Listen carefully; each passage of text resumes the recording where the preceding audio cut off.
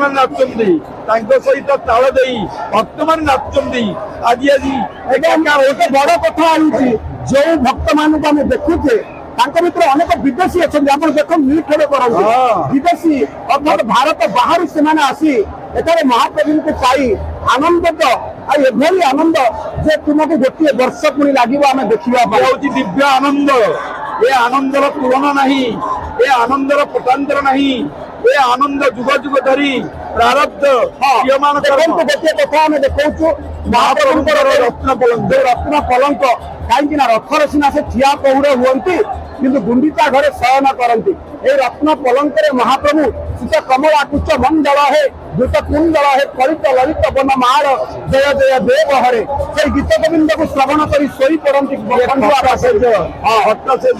ରତ୍ନ ପଲଙ୍କ ମହାପ୍ରଭୁ ଶୟନ କରନ୍ତି। ମାନବାଦ ଠାକୁର ମଣିଷ ପଣିଆ ରହନ୍ତି, ଖାଆନ୍ତି, ପିଅନ୍ତି, ଶୁଅନ୍ତି। 108 ଧାରା ଜଳରେ ସ୍ନାନ କରି ଶରୀର ଅସୁସ୍ଥ ହୁଏ। ମହାନ ପରମ୍ପରା ସୂଚାଇ ଦେଉଛନ୍ତି ତୁ ପରିଶ୍ରମ କରିବୁ କିନ୍ତୁ ଏକଥା ଭୁଲିଯିବୁନୁ ଯେ ବିଶ୍ରାମ ନେବା କିନ୍ତୁ ଭୁଲିଯିବୁନୁ। ମୁଁ ଯେମିତି ଠାକୁର ହେଇ ଶୋଉଛି ମୋର ଆଖି ପଲକ ନଥାଇଲେ ମଧ୍ୟ ଶୋଉଛି। ଅନ୍ଧାର କରି ଘର ନିଦ୍ରା ଦେବୀଙ୍କୁ ଆବାହନ କରି ମୁଁ ଶୋଇବାକୁ ଚେଷ୍ଟା କରୁଛି। କାହିଁକି ନା ମୋର ମଧ୍ୟ ଶରୀର ଅଛି, ଯଥା ଦେହେ ତଥା ଦେବେ। ତେଣୁ ମୋର ମଧ୍ୟ ଶରୀର ଅଛି। ସେ ମଣିଷକୁ କହିଲେ କିନ୍ତୁ ଠିକ ସମୟରେ ବିଶ୍ରାମ ନେବୁ। ବିଶ୍ରାମକୁ ଛାଡ଼ି ପରିଶ୍ରମ କରି ଅଧିକ ଅର୍ଥ ଉପାର୍ଜନ କରି ମହାପ୍ରଭୁ ମଧ୍ୟ କଳି ଯୁଗରେ ଦେହ ଧାରଣ କରିଛନ୍ତି। ଏଇ ରୂପରେ ଆସିଛନ୍ତି, ଦାରୁ ରୂପରେ ଆସିଛନ୍ତି। 18 ବର୍ଷ 19 ବର୍ଷରେ ନୂଆ ଆସନ ପଡ଼ିଲେ, 2ଟି ଆସନ ପଡ଼ିଲେ ମହାପ୍ରଭୁଙ୍କର ନବକଳେବ ରହୁଛି।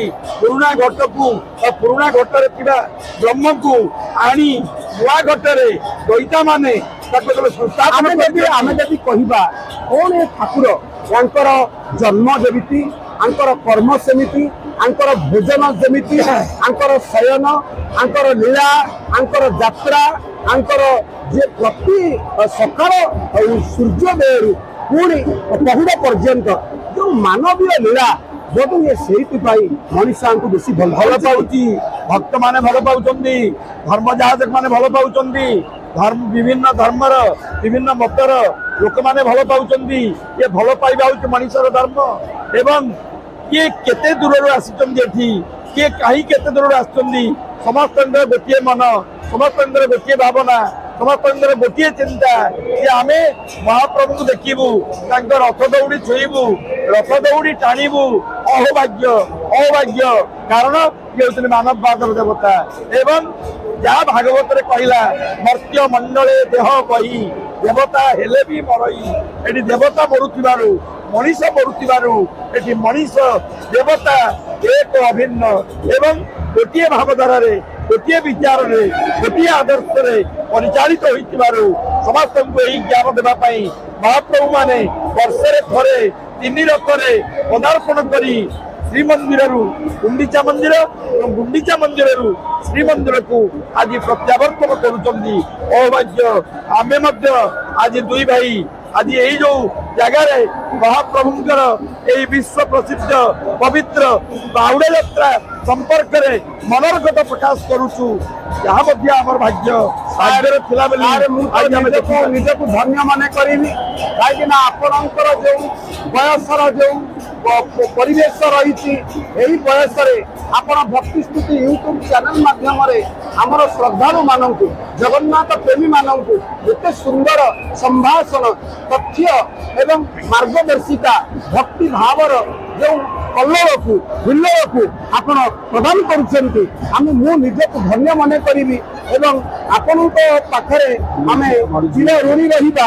ତେଣୁ ବର୍ତ୍ତମାନ ଆପଣ ଦେଖନ୍ତୁ କି ସୁନ୍ଦର ଭାବରେ এই যে রয়েছে কীর্তন সংকীর্তন এবং আপনার এই যে কথা কহিবার এই যে পরিবেশ রয়েছে, আপনার মাগଣା মণ্ডপর এই যে বরদাঙ্গর পার্শ্বরে রহি ভক্ত মানুষ কেতে সুন্দর মহাপ্রভুর কথা কହୁଛନ୍ତି, কাহিকি আপনার ভাব কাহিকি মহাপ্রভু প্রতি শুনতু মু যা কহুই সদয় জ্ঞানতা হৃদয় হৃদয় महाप्रभु जगन्नाथ आमको ज्ञान दौरान विचार दौरान श्रद्धा भक्ति कोड़े दौरान आमको कहवाई से जो दौरान ज्ञान ये आम यथेष्ट अभाग्य आम ओडिशा रे जन्म होइछे एवं ओडिशा माटी रे जन्म होइछे उत्कृष्ट कलार देश जगन्नाथ क्षेत्र जगन्नाथ देश यही जगन्नाथ देश रे जन्म होइछि गुणगान करुचे महिला कथा कहूचे समग्र विश्व रे जोटी ओडिया माने अछंती समस्त को उद्बुद्ध करू समस्त ओडियार ठाकुर आमर निकटवर्ती हो गले आम निश्चय सानिध्य पाइबा देखु केते निकटरे से कला बामन रथतु बामनम दृष्टिया पुनर्जन्म न विद्यते तेणु ये जो बामनंकर दर्शन वर्तमान देखु केते सुंदर उन्माद ये जो परिवेश नंदीघोष धीरे धीरे केमिति लोकारण्य देखो नंदीघोष रथ आगे केते भक्त केते कपि केते तपी केते संप्रदाय लोक बापरे बाप देखिले खाली मुंड मार खाली मुंड ही मुंड सोरिष पकेबो जगह गर्वरे आनंदरे मन परिपूर्ण हो उठुछु आइकिना कोन कहिबा पवित्र होइबा आज ये भक्त मानते आनंद ए आनंद को कोना करियो नहीं हे प्रभु हे नंदीघोष रथर ए प्रभु अख तमे जगतर ठाकुर निरामय ठाकुर नंदीघोष नंद पुओ बसचंती नंद पुओ कृष्ण बसचंती ये कृष्ण राम बसचंती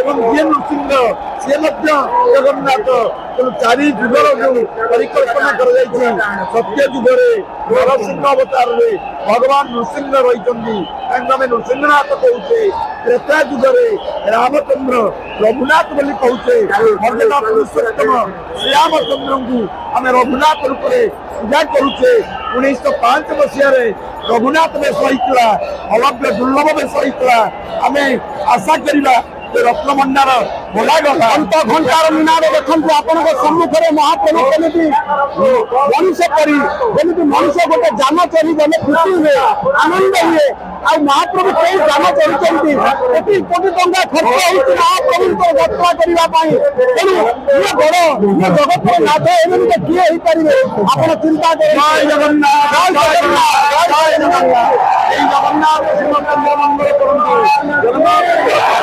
जोर धर्म आदरे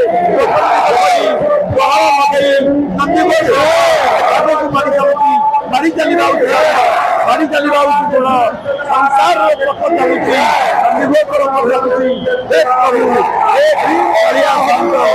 जगन्नाथ हमें समस्त भले रख समस्त कृपा प्रदान कर यही हो आज दिवस चिंता सार जन्म जन्मांतर यही भाग्य महाप्रभु सब आमको दिंतु कहीं ना सुंदर तृप्तिर अवसाद नहीं जिते देखुले नुआ से लगाई ये जाति ये हृदय केवे भी महाप्रभु पाखर छाड़ो ना कहीं से सब महाप्रभुंर सानिध्य को कामना कर आज नंदीघोष महाप्रभु केते सुंदर भाव गहल लगे